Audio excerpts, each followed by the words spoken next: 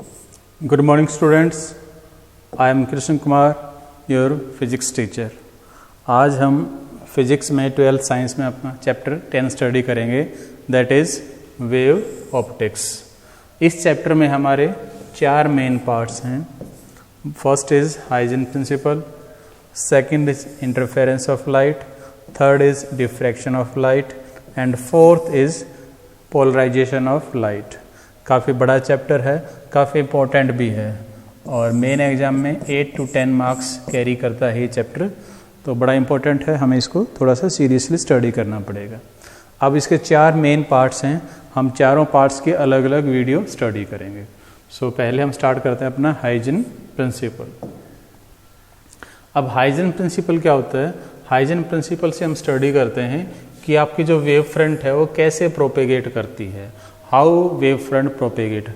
अब प्रोपेगेट का means flow करना, आगे प्रोसीड करना. अब वेव फ्रंट क्या है? वेव फ्रंट का मीनिंग क्या है कि continuous locus of all particles vibrating in same phase. यानी कि किसी भी सोर्स से जो भी पार्टिकल अमर्ज होंगे वो सेम फेज में वाइब्रेट जहाँ भी करेंगे वो सारे लोकस आपके क्या होंगे? वेव फ्रंट के होंगे. जैसे कि मान लीजिए ये आपका सोर्स ऑफ लाइट है, अब यहाँ से आपका रेडिएशन चारों तरफ हो रहा है. अब आप एक ऐसा पैटर्न ड्रॉ करेंगे जहाँ पर हर एक पॉइंट पर ये सारे के सारे क्या होंगे? सेम फेज में होंगे, तो वो आपका क्या होगा? वेव फ्रंट होगा. जब सारे के सारे आपके सेम फेज में होंगे वो आपका हो जाएगा वेव फ्रंट. अब वेव फ्रंट आपका 3 टाइप का हो सकता है. पहला आपका स्फेरिकल वेव फ्रंट, सेकेंड है सिलेंड्रिकल वेव फ्रंट, थर्ड है आपका प्लेन वेव फ्रंट. अब इनकी शेप कैसे बनी? इनकी शेप बनी जिस सोर्स से ये ओरिजिनेट हुए हैं उसकी वजह से. सबसे पहला आपके पास है spherical wave front. Spherical wave front आपका पॉइंट सोर्स की वजह से होता है. पॉइंट सोर्स, अब देखिए this is your point source.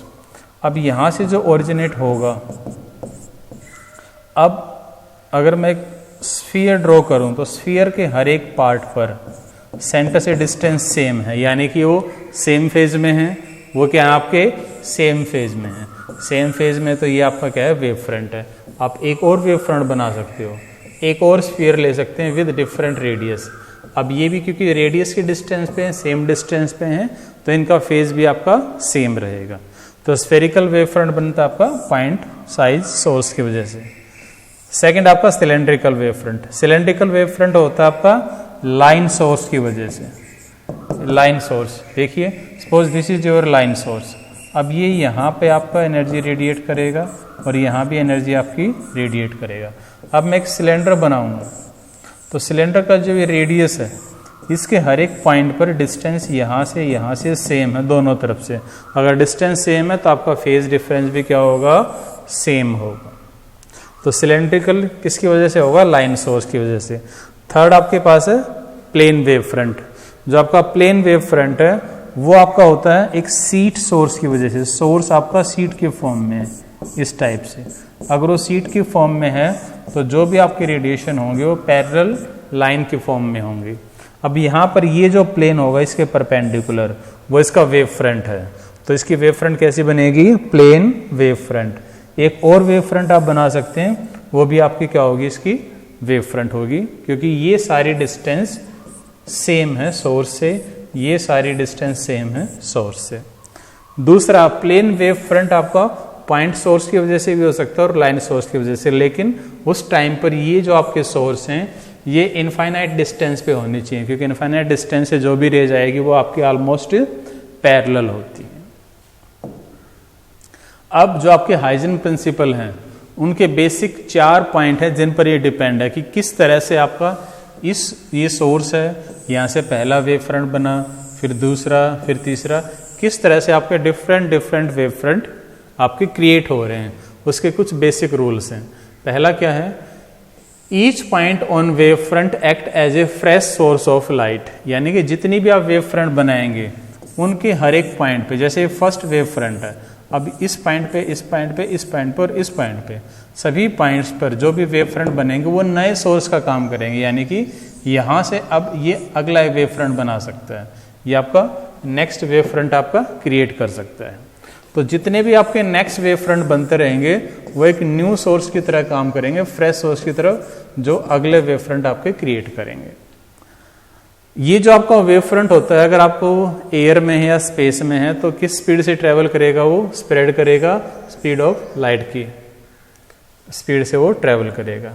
Third आपके पास है जो न्यू वेव फ्रंट होता है, it is given by envelope of secondary wavelet at that time, यानी कि इस वेवलेट का ये आपका एनवलप है और यही आपका नेक्स्ट आपको पॉइंट देगा, नेक्स्ट वेव फ्रंट देगा। इसको मैं अगली स्लाइड में डिस्कस भी करूंगा। उसके बाद में जो भी आपकी सेकेंडरी वेवलेट है, यहां पर वेवलेट और वेव फ्रंट दोनों एक ही चीजें, कंफ्यूज ना हो। ये इनकी सेम फ्रीक्वेंसी होती है और सेम वेवलेंथ होगी, यानी कि ये पहला वेव फ्रंट है, ये दूसरा है, ये तीसरा है। जितने भी वेव फ्रंट होंगे उन सब में सोर्स की फ्रीक्वेंसी और वेवलेंथ सेम होंगे, लेकिन इंटेंसिटी डिस्टेंस के साथ साथ आपकी डिक्रीज होती रहेगी। सोर्स से आप जितना दूर जाएंगे इंटेंसिटी उतनी ही कम होगी। अब ये एनवलप वाला पॉइंट देखिए कैसे है। अब कंस्ट्रक्शन कैसे होता है आपका वेव फ्रंट का। अब ये आपका कर्व की फॉर्म में वेव फ्रंट है आपकी। अब मुझे अगर टाइम t के बाद में एक वेव फ्रंट बनानी है तो स्पीड मुझे पता है c है, एयर में टाइम t है, मल्टीप्लाई करो तो क्या आ जाएगी? डिस्टेंस। तो d डिस्टेंस, ये आपकी डिस्टेंस आ गई। अब इतनी डिस्टेंस का यहाँ पर एक रेडियस, यहाँ पे भी आप बना सकते हैं, यहाँ पे भी बना सकते हैं, यहाँ पे भी बना सकते हैं, सभी का रेडियस आपका आ गया। अब इन पॉइंट्स को आप टच करते हुए आप टेंजेंट ड्रॉ करेंगे तो ये आपके क्या हो गए? ये आपके एनवलप हो गया और ये एनवलप आपको सेकेंडरी वेव फ्रंट देगा। ये आपका थर्ड पॉइंट था। ये आपका फॉरवर्ड डायरेक्शन में, आपका बैकवर्ड डायरेक्शन में। ऐसे अगर आपका लाइन की फॉर्म में है तो आपको t टाइम के बाद में अगर बनाना है तो डिस्टेंस आपको पता है c इंटू टी। अब उतनी डिस्टेंस लेके आप सर्किल ड्रॉ कर दीजिए। सर्किल आप ड्रॉ करेंगे तो ये यहाँ पे जो टेंजेंट ड्रॉ करोगे वो आपका फॉरवर्ड डायरेक्शन में आपका वेव फ्रंट होगा, ये आपका बैकवर्ड में होगा। अब इसमें अजम्पशन क्या है कि हमारा वेव फ्रंट यानी कि जो कंट्रीब्यूशन होता है लाइट का वो फॉरवर्ड डायरेक्शन में ही होता है, बैकवर्ड में नहीं होता। ये हमारा अजम्पशन था, लेकिन न्यूटन ने इसका एक फॉर्मूला भी दिया है कंट्रीब्यूशन का, जिससे ये वेरीफाई भी हो गया कि हाँ ये पॉजिटिव डायरेक्शन में ही है, बैकवर्ड में नहीं है। अब देखिए ये आपका कंट्रीब्यूशन है, कंट्रीब्यूशन फॉरवर्ड में 1 होगा, बैकवर्ड में आपका 0 होगा। अब फॉरवर्ड डायरेक्शन में ये आपकी डायरेक्शन है, इधर ही आपकी वेव फ्रंट जा रही है, इधर है आपकी फॉरवर्ड डायरेक्शन, दोनों में एंगल कितना हो गया? 0, थीटा 0। तो हाफ 1 प्लस कोस 0 1, तो 2/2 आपका 1 आ गया। Complete contribution in forward direction. Backward direction में आपका एंगल कितना होगा? 180 डिग्री होगा। अब मैं दोबारा से वैल्यू पुट करूंगा, 1/2 1 cos 180 -1, दिस विल 0। तो बैकवर्ड डायरेक्शन में आपको कोई भी कंट्रीब्यूशन नहीं होगा वेव फ्रंट बनने में। अब जो हाइजेन प्रिंसिपल आपने स्टडी किया है, इसकी हेल्प से हम लॉज ऑफ रिफ्लेक्शन स्टडी करेंगे। लॉज ऑफ रिफ्लेक्शन क्या कर रहा है कि angle of incidence should equal to angle of reflection. अब देखिए मुझे यहाँ पर वेव फ्रंट ड्रॉ करना है। ये आपकी 3 इंसिडेंट रे हैं, 1 2 3। अब जो फर्स्ट रे है वो आपकी सरफेस पे आके स्ट्राइक कर दिया, सेकंड ने भी नहीं किया, थर्ड ने भी नहीं किया। अब जैसे यहाँ पे आके स्ट्राइक किया, मैंने यहाँ पर एक परपेंडिकुलर ड्रॉ कर दिया, तो रे और जो परपेंडिकुलर डायरेक्शन का फायदा क्या हुआ? अब इन तीनों की डिस्टेंस सेम है, यानी कि इस लाइन पर ये सारे सेम फेज में हैं, और अगर सेम फेज में हैं तो ये क्या हो जाएंगे? आपकी वेव फ्रंट। तो इस वेव फ्रंट को हम क्या बोलेंगे? प्राइमरी वेव फ्रंट या फिर आपका इंसिडेंट वेव फ्रंट। अब जब ये पॉइंट यहां पर आएगा तब तक ये रिफ्लेक्ट होके यहां पर आ गया।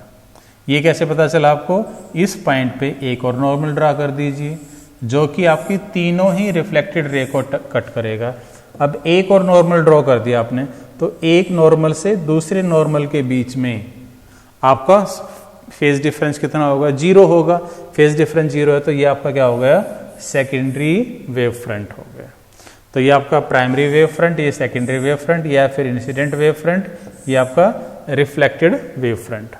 अब एंगल देखिए आप थोड़ा सा ध्यान से, ये इंसिडेंस एंगल है और ये आपका रिफ्लेक्टेड एंगल है।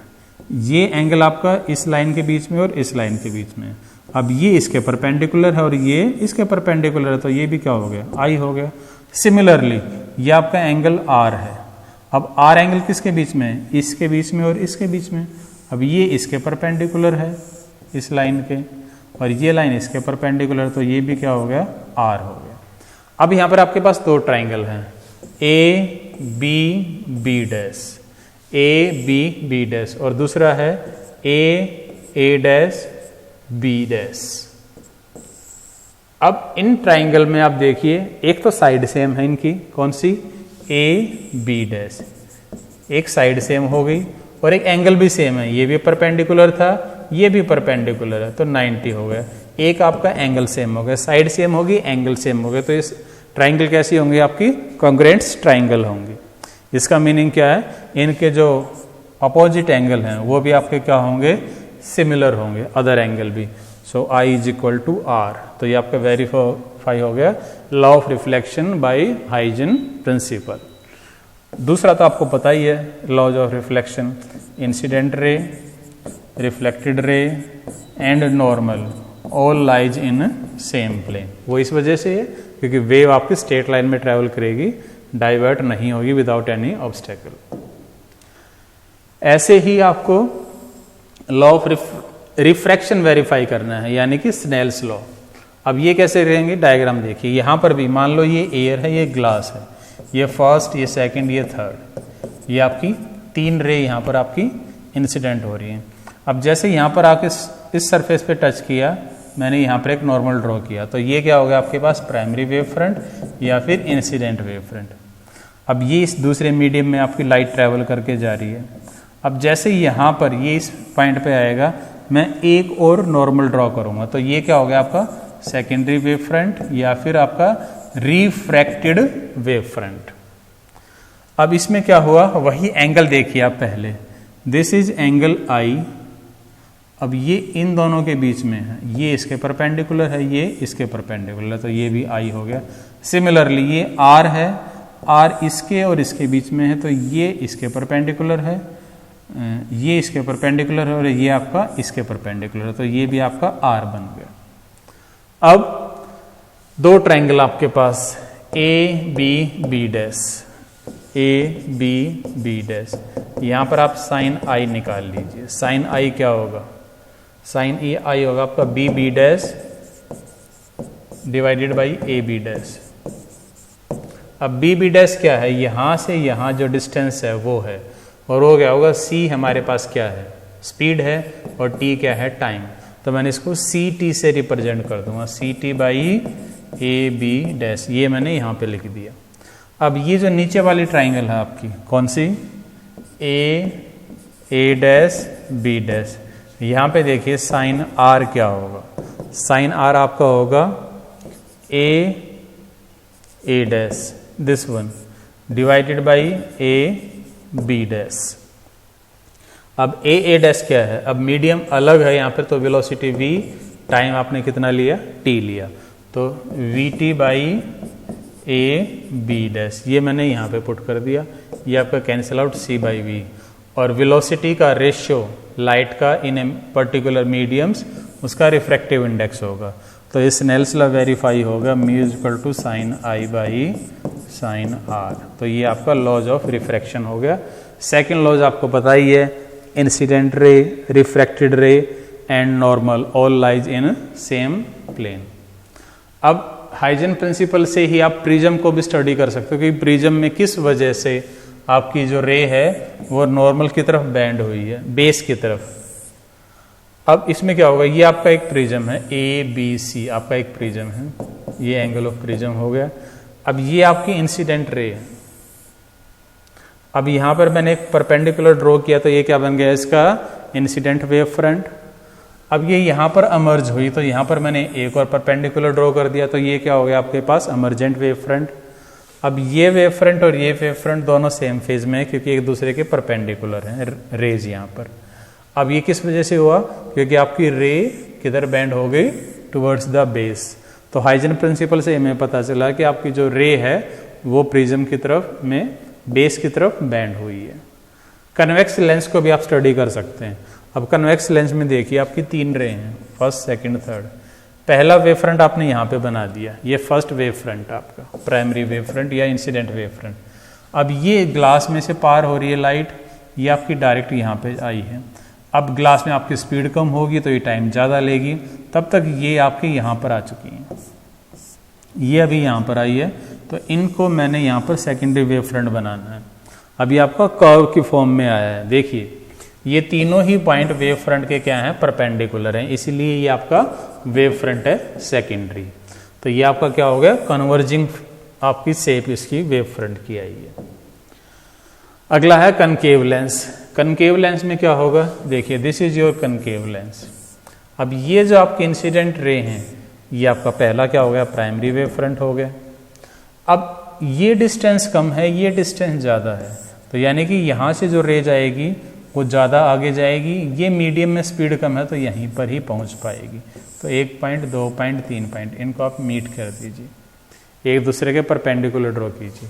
अब ये किस टाइप का है, ये वेव फ्रंट आपका डाइवर्जिंग टाइप का, इसलिए कनकेव लेंस आपका डाइवर्जिंग होता है। कनकेव मिरर को देखिए, ये आपका कनकेव मिरर, ये आपकी इंसिडेंट रे हैं, तो पहला परपेंडिकुलर किसको शो कर रहा है, इंसिडेंट वेव फ्रंट को। अब यहाँ पर अगर मैं एक लाइन ड्रॉ करूँ तो साफ साफ आपको दिखाई दे रहा है कि ये यहाँ पर आके स्ट्राइक कर चुका है, इसने अभी स्ट्राइक नहीं किया है, वापस नहीं आया है, ये भी यहाँ आके स्ट्राइक कर चुका है। तो ये जब तक वापस आएगा तब तक यहाँ पे स्ट्राइक करेगा, तब तक ये यहाँ पर वापस आ चुके हैं। तो ये पॉइंट और ये पॉइंट, इनको मिला दीजिए, तो ये कैसा बन गया, परपेंडिकुलर है, तो ये सेकेंडरी वेव फ्रंट बन गया आपका। उसके बाद है कन्वेक्स मिरर। कन्वेक्स मिरर में क्या है आपका, ये आपका कन्वेक्स मिरर हो गया। अब ये आपकी इंसिडेंट रे हैं, तो नॉर्मल ड्रॉ कीजिए, ये क्या बन गया, प्राइमरी वेव फ्रंट। अब सेकेंडरी यानी कि रिफ्लेक्ट होने के बाद, तो ये यहाँ पर आके स्ट्राइक किया, इसने यहाँ पर किया, इसने यहाँ पर किया। अब मैं अगर ये लाइन ड्रॉ करूँ तो ये पॉइंट तो यहाँ पे आके स्ट्राइक कर चुका है, यानी कि वापस जा रहा है, लेकिन अभी ये स्ट्राइक ही कर रहा है आगे जाके। तो जब तक इन दोनों पॉइंट ने यहाँ पे स्ट्राइक किया, ये कुछ वापस आ गया, तो 1 पॉइंट, 2 पॉइंट, 3 पॉइंट, इनको आप मिक्स कर दीजिए, ये कैसा हो गया, डाइवर्जिंग। तो कन्वेक्स आपका क्या हो जाएगा, आपका डाइवर्जिंग हो जाएगा। तो ये आपका फर्स्ट पार्ट था हाइजन प्रिंसिपल, काफ़ी सिंपल था। इसमें जो क्वेश्चन जो आपके आते हैं वो आपके बेसिकली आते हैं, वेरीफाई कीजिए लॉ ऑफ रिफ्लेक्शन या law of refraction using Huygens principle, या फिर हाइजन प्रिंसिपल भी आपसे पूछ सकते हैं 2 या 3 मार्क्स में।